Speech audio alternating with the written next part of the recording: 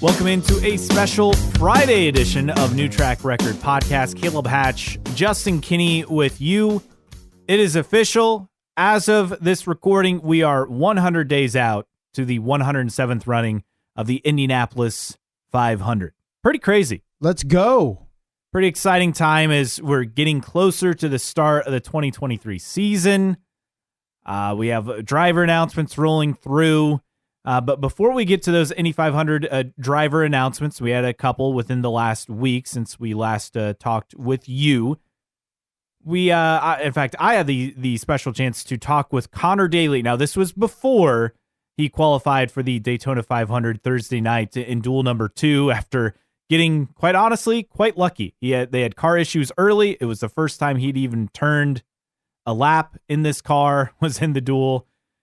They had issues before the green, found a way to at least make it drivable early in the race with an early caution. Then was just trying to hang on and stay with the pack. Couldn't quite do it, but doesn't matter because Daniel Suarez took out Kyle Busch, chain reaction, Travis Pastrana taken out. He had already made the field, but then Austin Hill was taken out, damaged in that crash, and he had to go back to the garage. And Conor Daly found a way to make the Daytona 500. It felt improbable. Sure. Especially with how things started in the duel. But yet here we are. And so I talked with Conor a few days ago about that opportunity, also about thermal and the test there, IndyCar marketing as we get set for the start of the IndyCar season. I think when you look at what happened on Thursday night with Conor Daly, sometimes it's better to be lucky than good.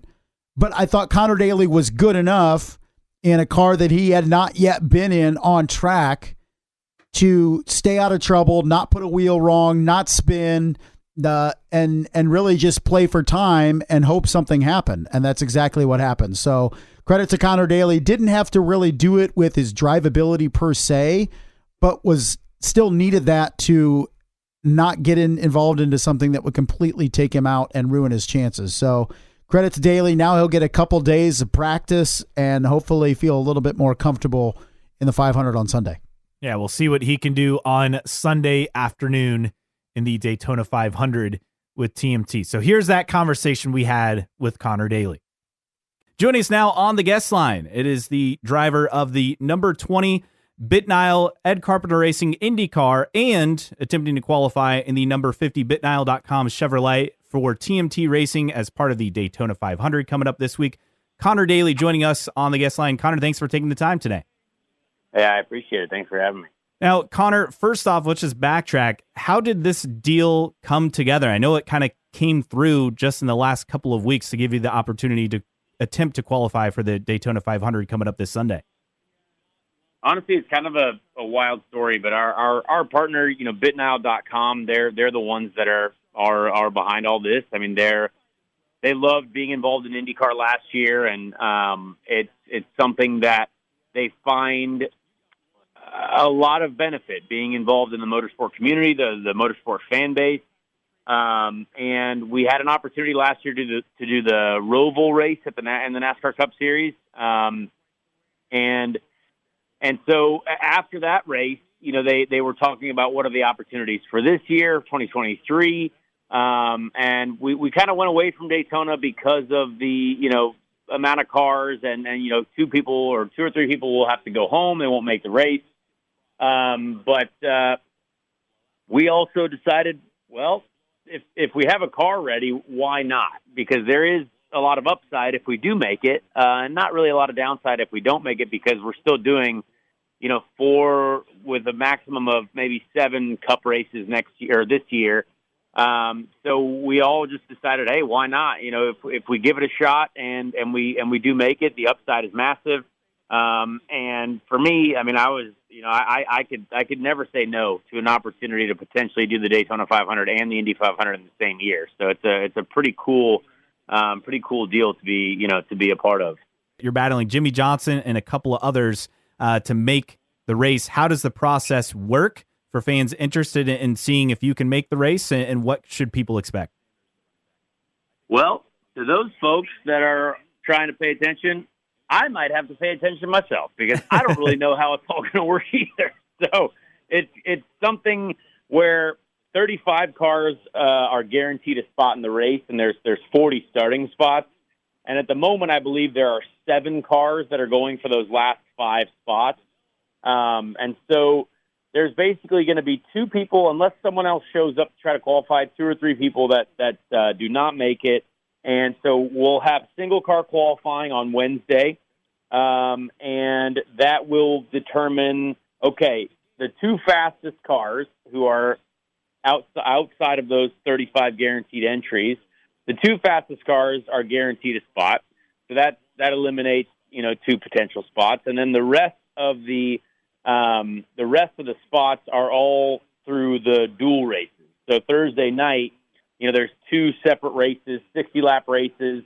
And to be honest, I'm just going to do what my team tells me to do and beat who my team tells me to beat. So we're going to see what happens, but you definitely have to finish ahead of a certain number of car. Well, a certain car or 2, depending on what race you're in. And you just hope that you get, I guess, I believe the duels are basically odds and even qualifying numbers. So wherever you qualified on Wednesday night, it'll be odds in one race, evens in the other. And then just kind of go from there. See what happens. There'll be no practice at all. So I've never driven a NASCAR Cup car at Daytona. First laps I'll get are in qualifying. So that's kind of crazy. So your first lap is essentially going to be a warm-up lap before making a qualifying run. Have you thought about that, how you're just going to have to go flat out and really have no idea what you're doing there? It's kind of astounding to think about, yeah. I think for some reason, the motorsport has changed a little bit after COVID, and through COVID, everyone was trying to condense race weekends, not have people stay there longer. Practice was eliminated in NASCAR, and people just showed up for the races. So I've done something like that before. My first NASCAR truck race in Las Vegas, Travis Pastrana and I went out there to do that, and there was no practice at all. We just went right into the race. So I've kind of experienced a little bit of that craziness, but the Cup Series in Daytona is a bit of a different level, and I've never been so happy to have a qualifying lap. So, that'll be a big learning experience, but just getting into the race as well, the dual race will be, there'll be a lot of information coming at me at a very, very high rate of speed. Even though the IndyCars are faster, we're used to doing more speed. It's just a very different animal to battle in the draft and dirty air and all kinds of stuff. So it is pretty wild. It's sad that there's no practice, but as a driver, I've been doing this a long time now. You just kind of got to roll with it and do what you do best. How much confidence do you have knowing that this team, TMT Racing, made the Daytona 500 last year with Kaz Grala? Well, it is very cool. It was a great story to see them make the race last year. And honestly, I didn't know anyone at the team at this point last year.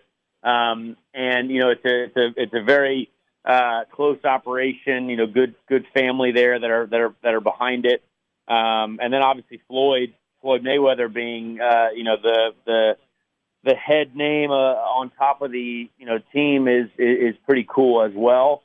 But it's a much, much different situation this year. There are really, really, really big teams and good drivers all attempting to make it. There's no, we're the smallest team. So we're going to be the one-car operation trying to beat, Jimmy Johnson, Travis Pastrana with 2311, Colleague Racing, Front Row Motorsports, like teams that have multiple cars running in this event no matter what.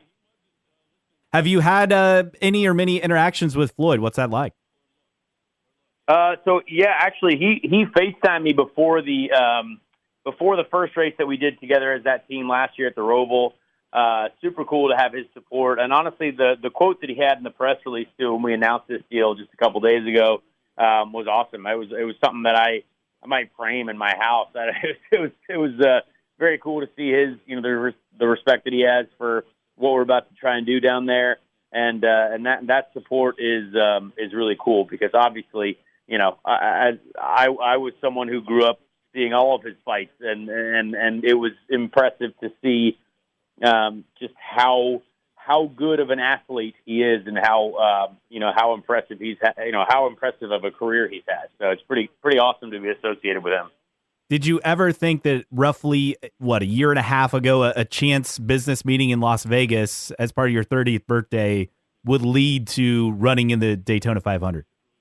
Yeah, my life completely changed as of December 15th, 2021.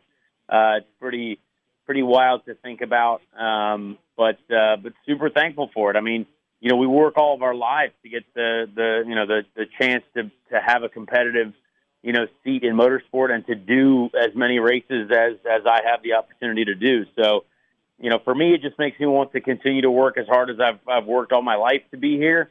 And yeah, I never thought I would get a chance at the Daytona 500. I've watched it religiously. I love NASCAR racing. I think it's a great, basically just a marker that the season is starting, and IndyCar is coming right up afterwards. We're racing March 5th in St. Pete on NBC, and it's going to be great to be able to get that season going. But everyone knows that once Daytona's over, we're all going racing again very soon. Yeah, you mentioned IndyCar starting soon. One other thought on NASCAR. It's not just attempting to qualify for the Daytona 500. You're also going to run at Circuit of the Americas, where F1 races at COTA. Also, the Daily Double at IMS in August, running the road course in the IndyCar, and then the Cup race the next day. Any inkling on where the other Cup races will fall? Great question. I think there are a few ideas. There are a few things that we've thought about and looked at, but definitely love road courses first, and then the Roval obviously is something that I did last year. So to be able to go to a track where I have a bit of experience would be helpful, but time will tell. IndyCar starting up in just a couple of weeks. In fact, less than a month away at St. Pete. You had the test the other week at the Thermal Club. How was that track? Is this something that IndyCar fans could maybe even see on the schedule in the next, say, 3 to 5 years? Honestly, it would be hard to see it on the schedule as a race, but it was a great track. I mean, I think all the drivers enjoyed it. Great environment as well. The place is really cool, and it's just a preseason test. So, to bring a lot of celebrities out there as well, which IndyCar did, I think was able to just gain IndyCar another level of exposure to maybe a different group, and I think it's exciting. So I don't know how they could do a race there because there are no grandstands, but who knows? We'll just see as time goes. And then looking ahead to St. Pete here in a few weeks, this year in IndyCar you got 27 full-time entries. Your team with 2 full-time plus Ed Carpenter running the oval races. It seems to be another very, very tight year of competition in IndyCar. As a driver, does it just get tighter and tighter every year? Because from an outside perspective, it seems like the competition level just gets tougher. It seems like for going on 5, 6, 7 years now each year. Oh, absolutely. I mean, IndyCar right now, I think you can ask almost anyone, but it's the most competitive close championship in the world when it comes to timing. In every qualifying session of every race, of championship competitors.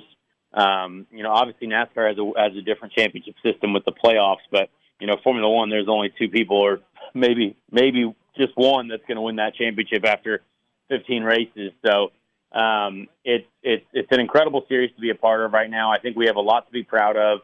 And this is a year that I think the Penske Entertainment Group and everyone in this series is going to really, really try to launch our series to the appropriate level that it needs to be. I mean, we need to be, getting similar viewership to NASCAR every weekend.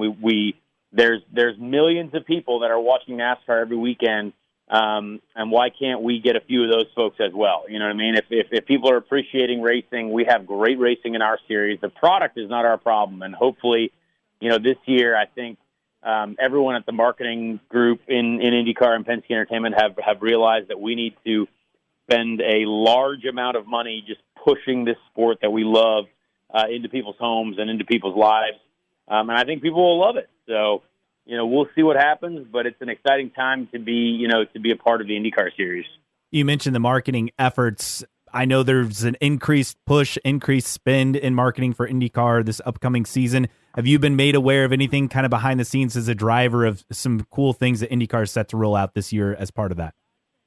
Yeah, absolutely. I think we're going to see some really cool TV commercials, some really cool TV promotion, and a very a much higher level of social media promotion and social pushes.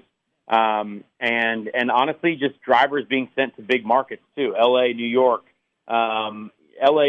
Texas, Florida, all the, Chicago, large cities, that need an IndyCar, a dosage of IndyCar. So I think there's going to be a lot of cool stuff happening.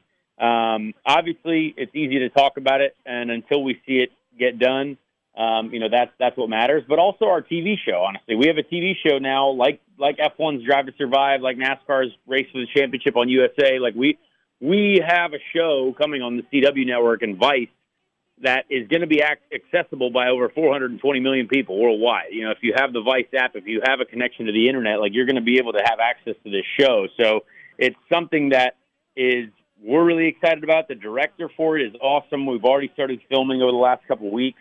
And again, that's something that I think is going to be a huge addition for our series. Before we let you go, you're attempting to qualify for the Daytona 500. You've run numerous Indy 500s. You've run in Europe. You've run the Chili Bowl. What's the next item to cross off on the bucket list? The Le Mans 24-hour race. That's next on the list. I want to do all three of the big ones, Le Mans, Indy 500, and the Daytona 500. So hopefully we can get there someday. I have a bit more of a wider age range on the potential to do it there. So we'll see what happens. I think I've raced at Monaco as well. So I'm not in Formula One, but I've raced there. So Le Mans is the next one on the list. Conor Daly, good luck coming up at Daytona. Hopefully you can make the race, and if so, we'll be rooting for you on Sunday, and good luck in the upcoming IndyCar season. I appreciate that. Thank you. So again, all the craziness before, hadn't turned a lap in the car, didn't have practice, somehow made the race, and the IndyCar topics, pretty excited about Thermal Club kind of saying, well, I'm not so sure as far as a race being here anytime soon. But I keep forgetting about this. He's excited. The drivers are excited about the increased marketing and the streaming series. That is another storyline that we'll have once we get a little bit into the season, especially in April. I think when that launches, that will be an interesting kind of storyline to see how that comes about and what interest that receives, not just streaming, but on TV, on the CW. And we're seeing a lot today as we record here on Friday, 100 days till the 500, and you're seeing it all over social media and all that stuff. But we're also 2 weeks away from the start of the season. Have you seen any uptick in anything in terms of trying to hype the season that we otherwise have seen? I haven't. No, I think we'll get that the week of. I'm eagerly awaiting this year's motto. Well, I think it's still Defy Everything. Is it not? I mean, we had it 2 years in a row, right? Do they try something new? We shall see. Oh, can't wait. the things we look forward to in the offseason. Yeah, the stuff that too many meetings go into to try to figure something out, or that quickly goes by the wayside. Oh, for sure. All right, so the other news, I mentioned Indy 500 news. So the first announcement was a big surprise, and that was Katherine Legge getting the fourth car for Rahal Letterman Lanigan Racing. That announcement coming late last week with that entry. I don't think any of us saw that one coming as far as that being the option. In fact, Tony Kanaan even tweeting at us that, that this will be a good move. He should be back in the field. So we're thinking Ryan Hunter-Reay. He's excited for him to be back. Now, was it purposefully done by Kanaan? I tend to not think so. I feel like, and we saw this from Marshall Pruitt in the mailbag, there was some genuine surprise around the paddock that it was Katherine Legge instead of Ryan Hunter-Reay, because those two were considered the two in contention for that seat.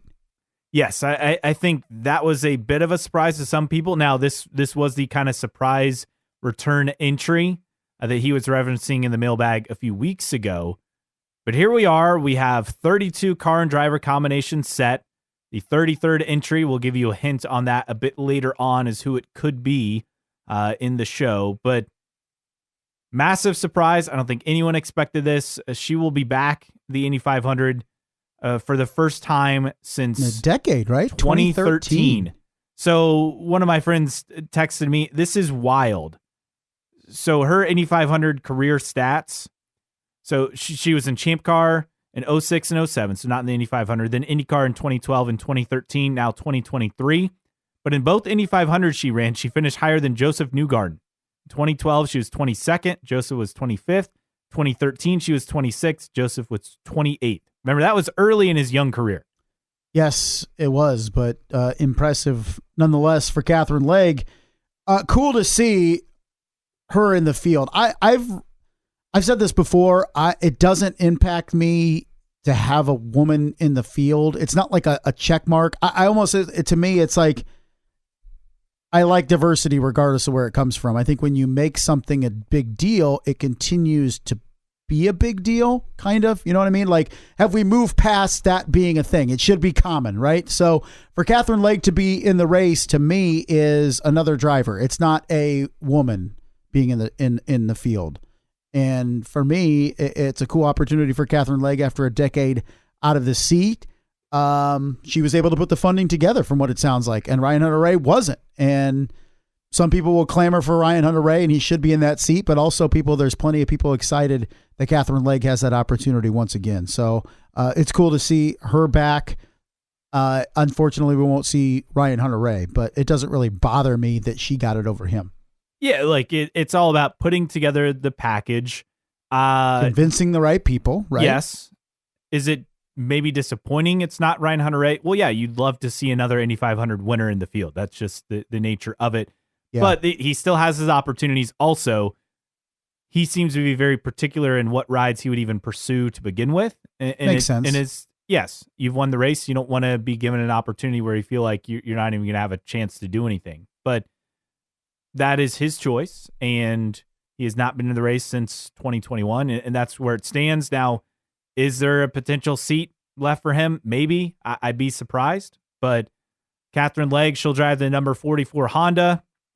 Sponsorship from Hendrickson, which is a leading global manufacturer and supplier of suspension parts for commercial transportation industry. Shocker that you have something related to cars and trucks. A sponsor on a car. The business-to-business stuff is very important, and that is how these deals usually come together. Especially with Rahal team. That to me, in terms of B2B, probably the best in the series, if not behind Penske. But business-to-business relationships, not many do it better than Rahal Letterman Lanigan. And again, they're just leveraging, say they probably use that product, and then they leverage the sponsorship out of it. We see that from time to time. Look, Penske, a lot of its sponsors, he has deals with them as far as his dealerships, and then he just uses that for the racing, or he uses it for his businesses, like the truck rental business. Yep.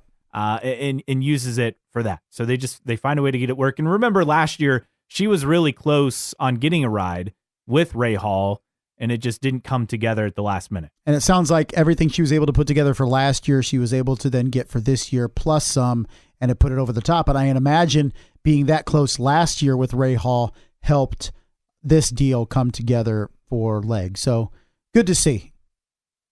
Oh, absolutely.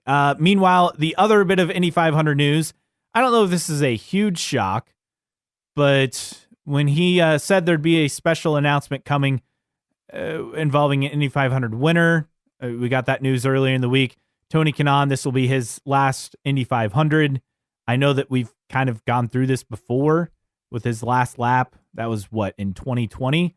But then the opportunity to pair up with Jimmy Johnson came about to run the ovals. That was a very special situation. And then based on his success the last couple of years, he's parlayed that into the fourth car now at Arrow McLaren. I truly believe this is the last lap. Unless he wins the race, and he said he may try to come back again the next year. But I really believe this is it this time. I do think so, unless, and when you look at TK, if he has a great run this year, let's say top 5, and an opportunity presents itself in the next couple years for him to jump back in the seat after being galvanized, not just for him, but also teams looking to add a talented driver for the 500. If he can go out on a high note, so to speak, and continue to show that he can wing it around the speedway, then maybe an opportunity opens up. But TK, it's probably his last best opportunity to have a good drive at the 500. And he's using this time to really kind of soak it all in and enjoy it. And me personally, I would love to see TK for his final 500 go by his given name for the month of May, Antoine Riscala Kanaan Filho. I don't think that'll happen. No, don't think so. No. Now this is what I've learned too in doing some very rudimentary research. Filho is basically like junior in English. So his father has the same name, but he's senior. I did not know that. So Antoine Riscala Kanaan Filho, that will be on the car for May. Think so? If they put that up on the screen, like nobody would know who that was. No, they wouldn't. But you say Tony Kanaan, and every fan. Yeah, I mean every fan is like, oh yeah, love Tony Kanaan. Antoine Riscala Kanaan Filho. People will be like, oh, is he? I knew Kanaan used to race in the series. Is he related to him? But now the Americanized Tony Kanaan version, we'll see TK. I agree, for the final time in Indianapolis this year. A great ambassador of the sport. When we talk about drivers that casual fans know, and I use this as a judge when I watch the race with my extended family, and they watch the 500 every year. They don't watch any other race, but they know two drivers. They know Elio and they know TK. Yes. You know what I mean? Far and away. And Elio because of his success. Yep. I think, and Kanaan because of his long time before longevity. His longevity, but also I think because he was so close for so many years, and then he actually broke through in 2013. I think he was known just as much before he won as after he won, which I think says a lot about him as a driver and as a popular driver among the fans. Yeah, definitely. And a guy that's a great ambassador for the sport. He sells it. He will go defend it. And we've had run-ins with TK about certain things that we've said. You?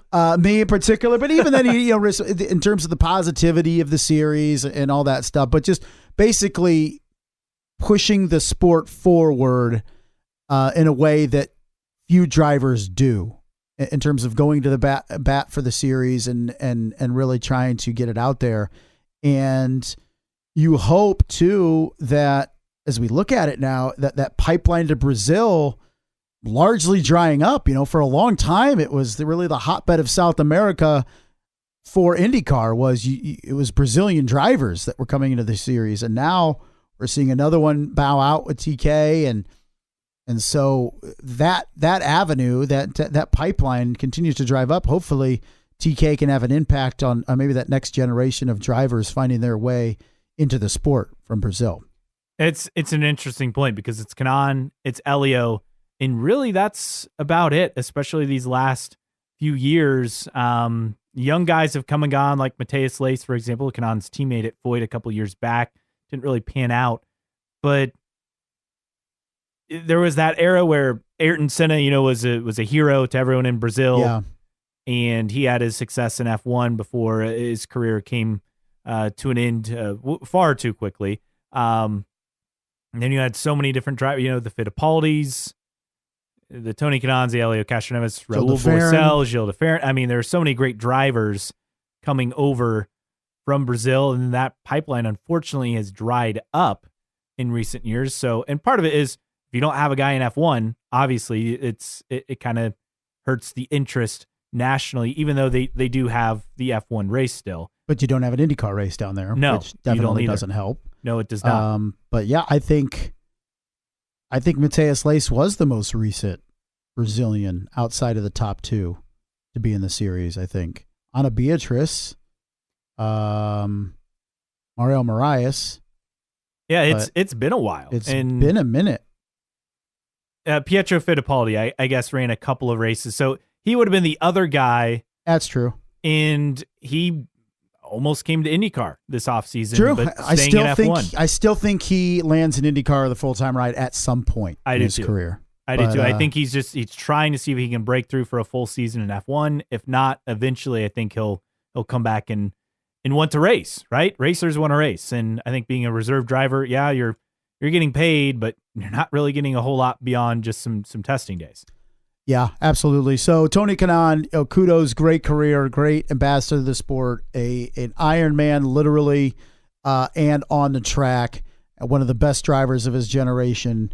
But notice I'm not using a certain word that I'm not going to throw out there. But IndyCar and Indy 500 legend. There Tony it is. Kanaan. Caleb says it. But congratulations to Tony Kanaan. Great career. I imagine he's not going anywhere. I don't think he's a guy that's going to start a team. It's not going to be like Michael or Bobby, but he could be maybe a driver ambassador. I could see him part of the broadcast. He's done a tremendous job elsewhere. What was he doing? Formula E? Dario was doing Formula E. I'm trying to. Kanaan has just stepped in a few times. Yeah, he stepped in here, there, and added insight and tremendous insight at that. And I could see that being a thing going forward. I'd love to have TK part of the regular broadcast team on NBC if they could somehow pull that off. So I hope. I imagine we haven't seen the last of Tony Kanaan in this series this May. But for the seat, it sounds like that could be it. And could be Tony Kanaan be, all due respect to Mario Andretti, the next driver of the two-seater once Mario's done. Ooh. I mean, Mario is seemingly ageless. He could do it another 25 years and you'd know it. But at some point, he's going to reach a point where he can't do that anymore. Yeah, that's a good option. I would think Tony Kanaan would be a great guy because I've mentioned the word ambassador several times. He's a guy that can wheel it around and take different people around and engage them and get them excited and energetic, and a personality you can talk to. Checks all the boxes that Mario does. That, the two-seater is a great promotional tool for the series. Could see TK at some point doing that. Yeah, that's an interesting point. And look, he's a guy that we fully expect to be around IndyCar and the Indianapolis Motor Speedway even after this May. I don't think either of us have a doubt that he's not going to be involved in some level, whether it's on the broadcast, whether it's, as you mentioned, an ambassador for the track and the series, maybe even working with the team. I think he'll have some sort of role. I don't know what that role will be, but I think he'll have some sort of role. I think, going into retirement, 2024, he comes back to the IndyCar series, just wants to see the Indianapolis 500, especially in a different way. So what role does he look for, Caleb? I'm guaranteeing you this. Next year, 2024, you're going to be walking through Gasoline Alley, and you're going to hear the yellow shirts whistling at you because you're walking the wrong way or not going the right way. It's going to be Tony Kanaan. Tony Kanaan's going to be a yellow shirt in 2024. Can you imagine the funny videos they could put together? Oh, it'd be they tremendous. Did something with that. It would be great. It'd be tremendous. I don't know if we'll see him as the yellow shirt, but I like the idea. Even just a parody. Give me one for a couple hours on a practice day. Give me TK as a yellow shirt, and I want him right. And everybody knows what we're talking about. If you've been to the Speedway, right at the entrance to Gasoline Alley, right in the garages. I want that area because that's the most active whistle area of the entire facility. Is that intersection? I would love that. That would be great. That would be great entertainment. I never feel like I'm doing the right thing at that intersection. Even though I know exactly where I'm going this way, or I'm going into the garages, I just never feel like, with the constant whistling and yellow shirts everywhere, I'm never sure I'm doing what I'm supposed to be doing. I think they want you to feel that way. I think so too. I really think so too. It's insane what that intersection.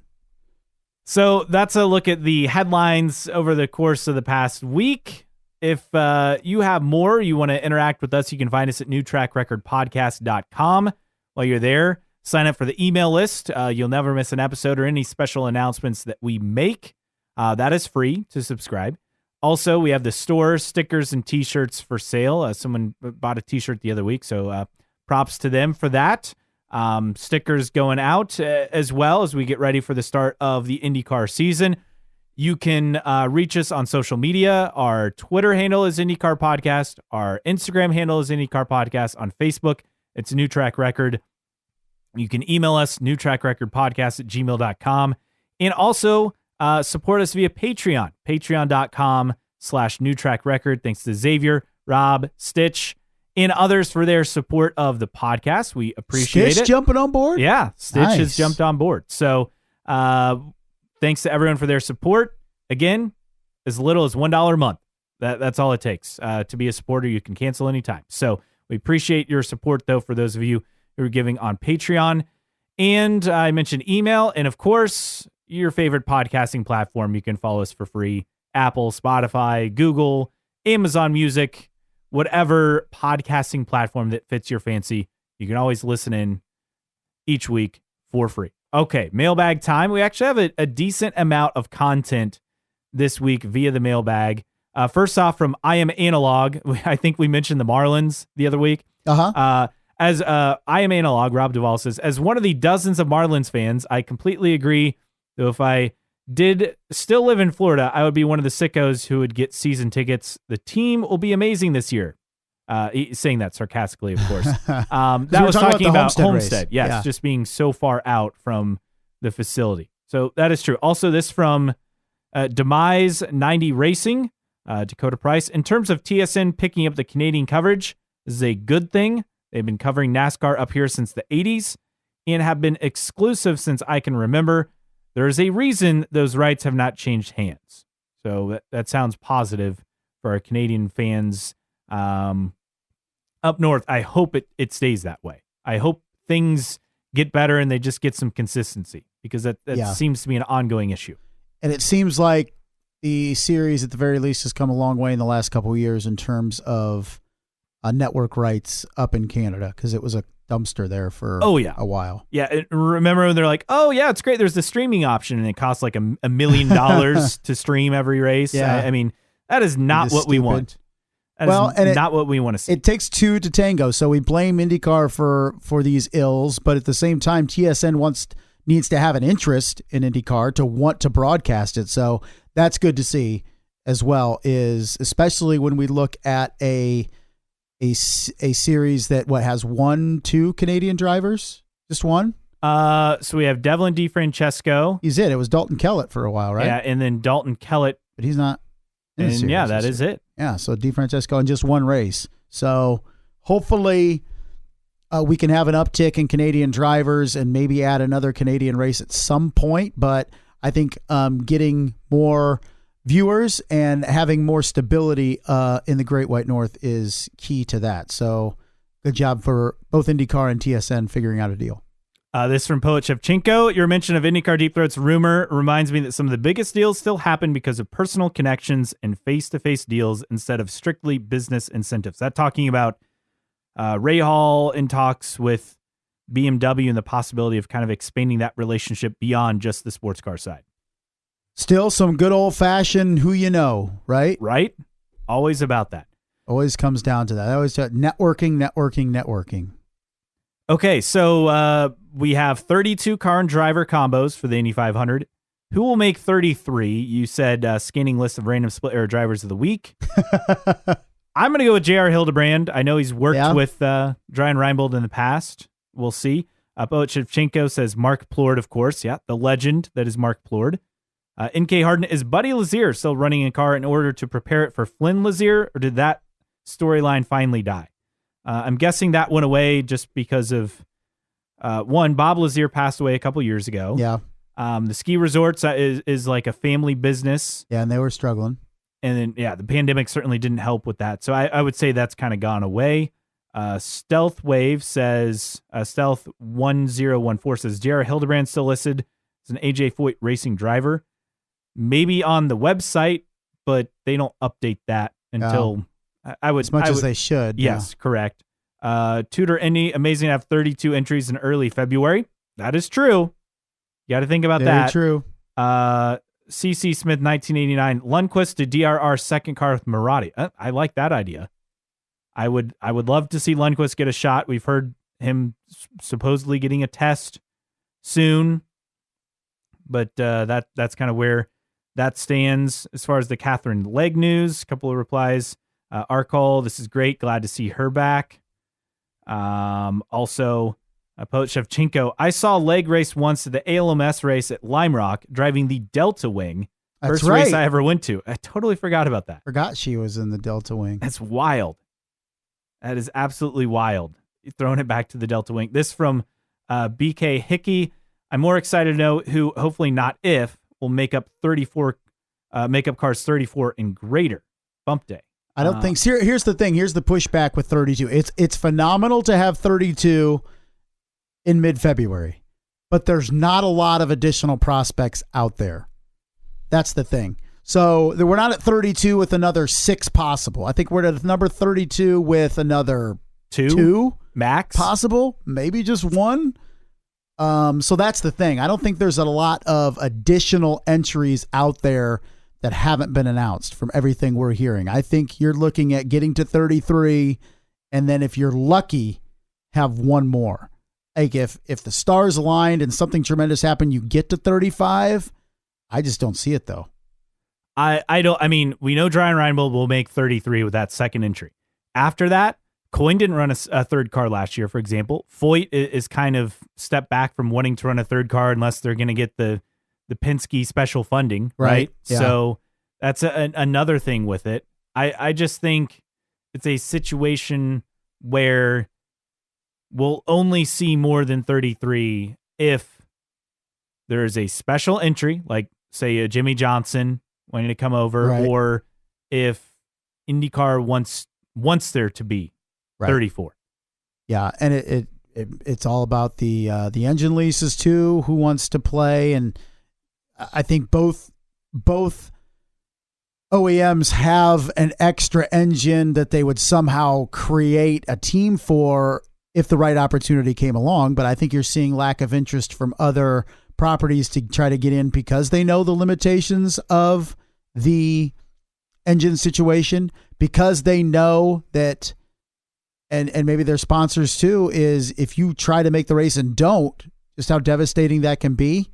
So I think it's really, really hurt the Indy only market in a lot of ways. But I think what's driving this in a lot of ways is just the inability to get a engine lease. So some of these teams now have learned, well, why should I even try to put together an entry if at the 11th hour I'm not going to get an engine anyway?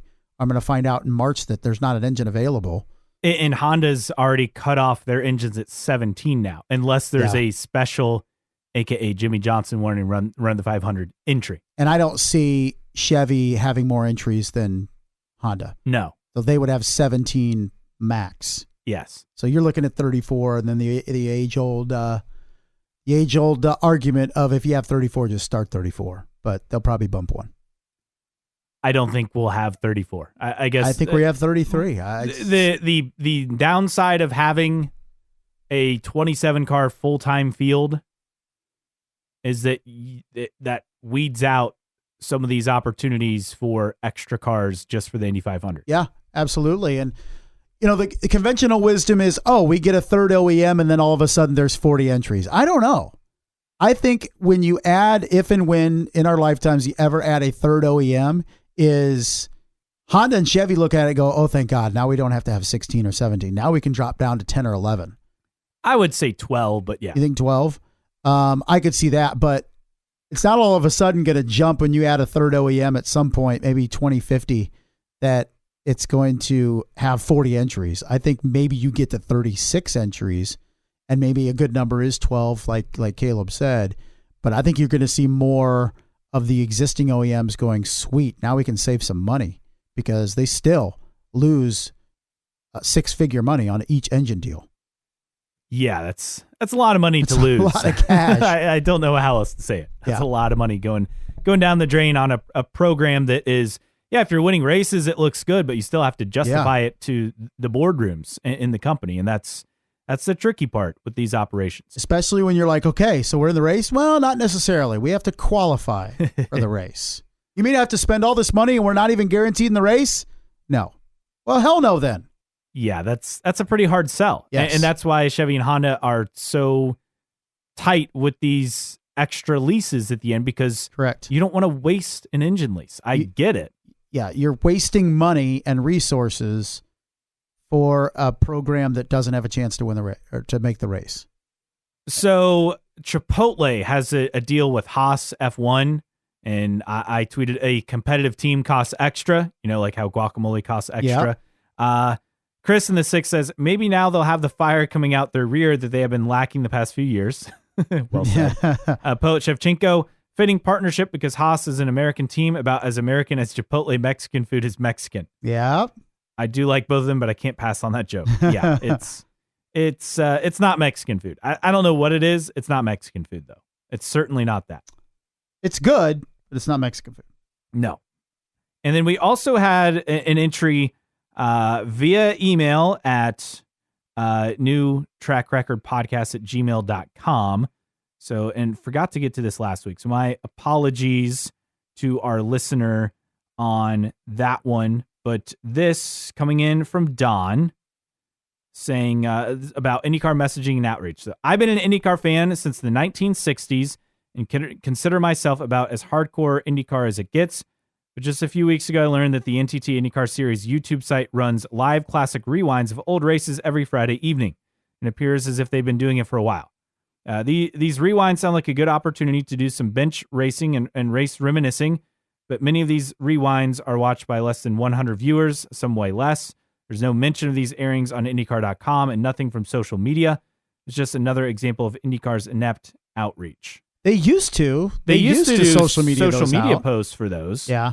But if they don't do that anymore, yeah, that is, one, surprising that they're not making a big deal about it. And two, I guess why keep posting them if you're not going to promote it?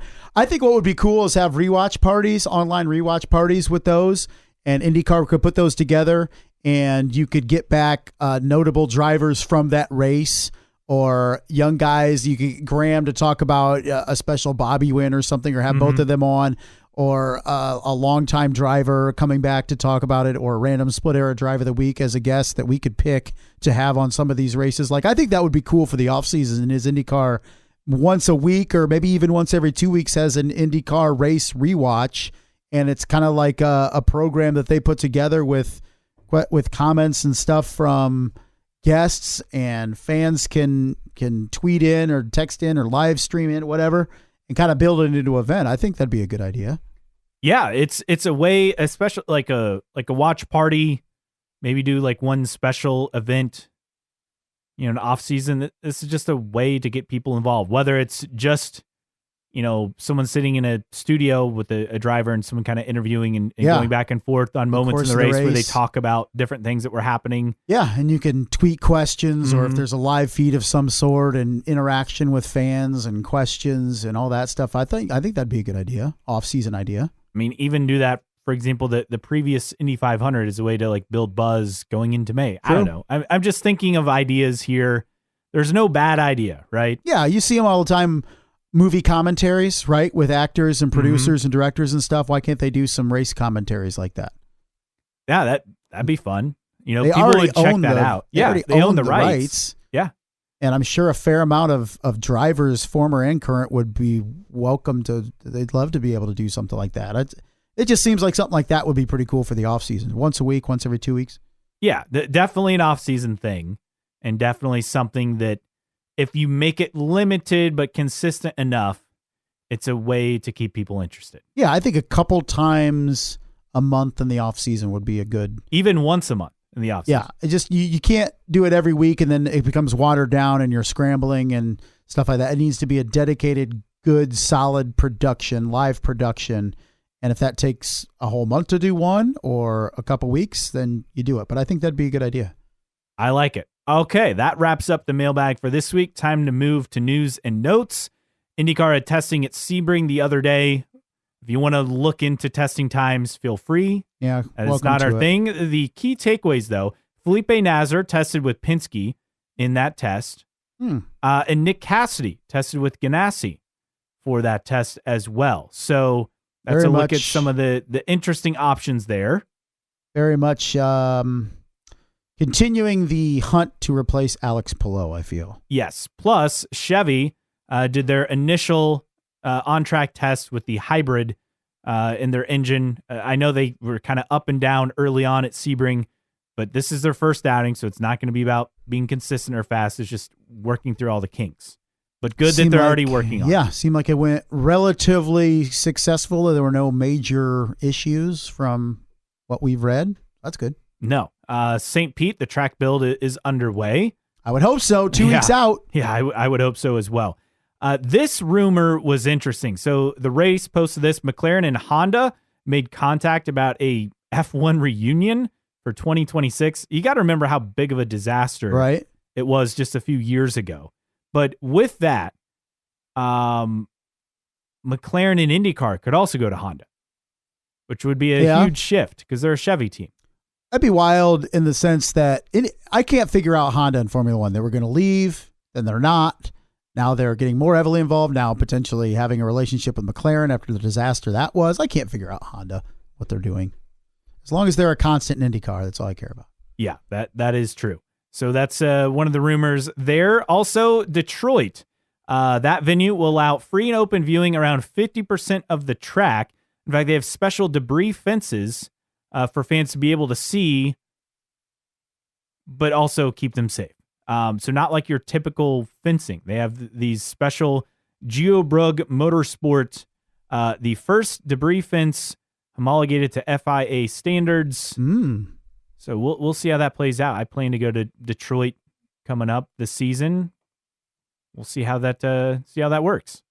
Should be interesting to see that. And it's going to be free. So 50% of the people can watch the race free. There will be free viewing areas. And normally on a street circuit, if it's free, that means you probably can't see anything because you're not elevated, right? So that's the key thing. But this is a way to make this race a much bigger event. Yeah, which I still think I could fall back to IndyCar not making this as big of a deal as it should. It's a brand new street event is basically what it is. And you can say, well, they did Detroit in the past, and they've been in Detroit for a while, but it is very much a brand new event, brand new circuit, and a great opportunity for IndyCar to make an impact at Detroit. Meanwhile, speaking of IndyCar, their international broadcast lineup is set, deals in 223 markets, 142 countries.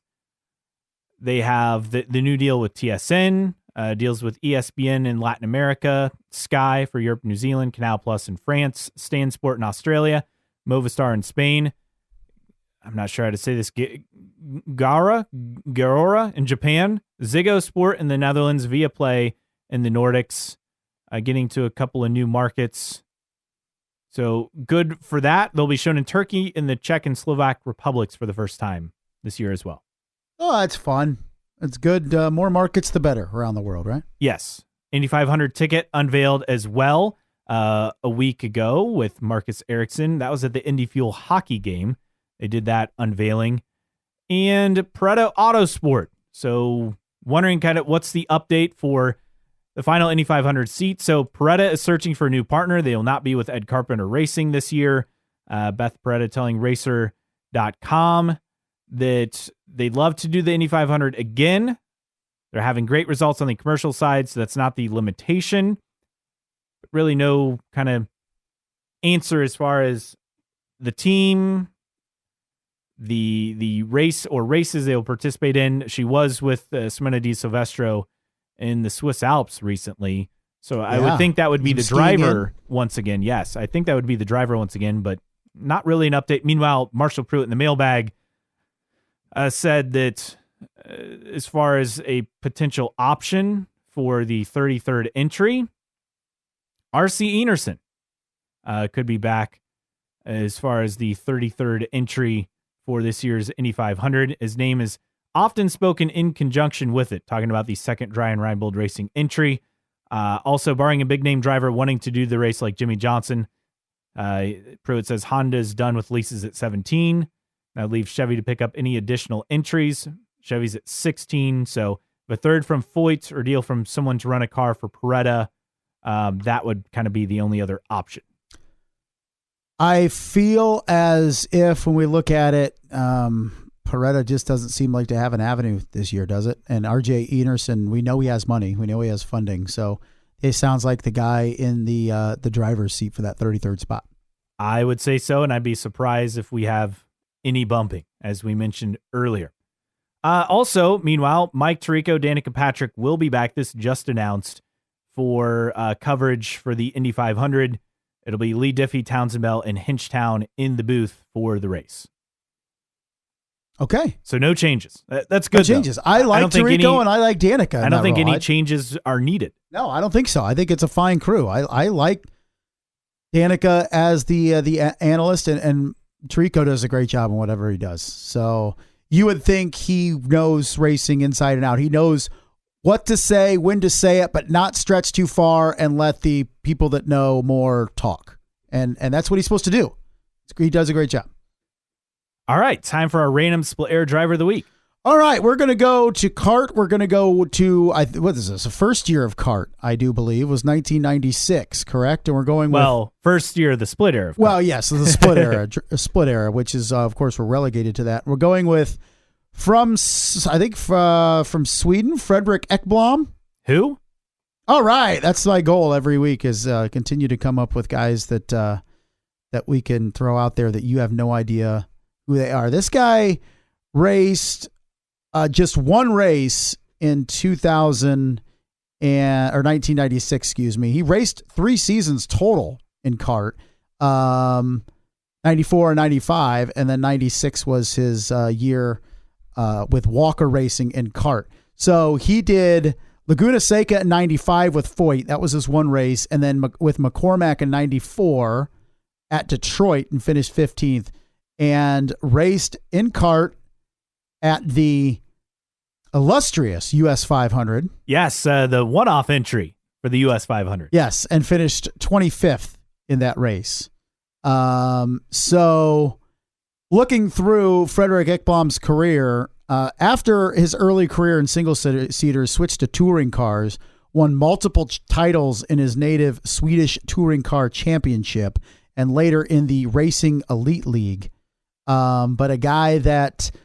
found a lot of success in touring cars after the fact. Raced in Indy Lights in, Indy Lights in 93, I want to say. Let's see, career. Yeah, made 13 Indy Lights starts in 1992 and 93. Was entered in the 94-95 Indianapolis 500, but after passing rookie orientation in 1994, he never appeared for practice either year. So that's weird. Kind of weird. Right, he passed rookie orientation 94, and then they never saw him race, even in practice.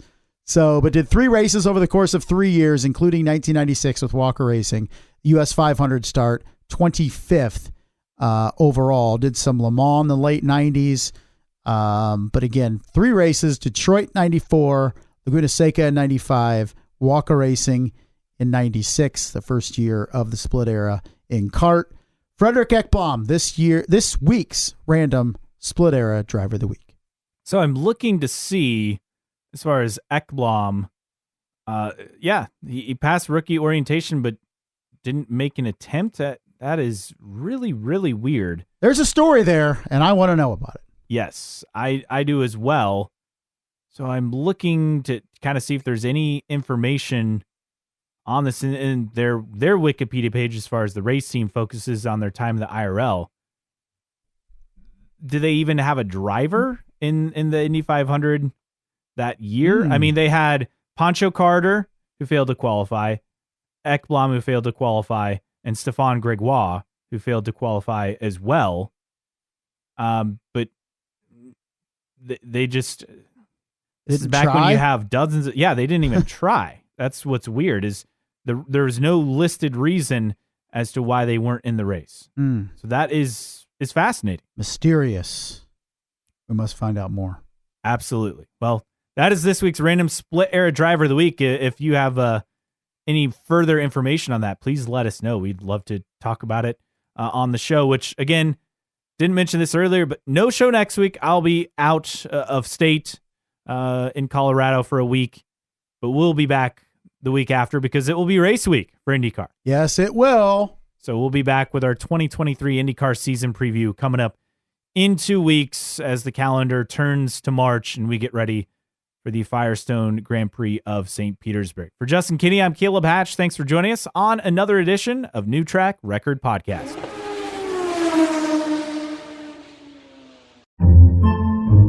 Podcasts by Federated Media.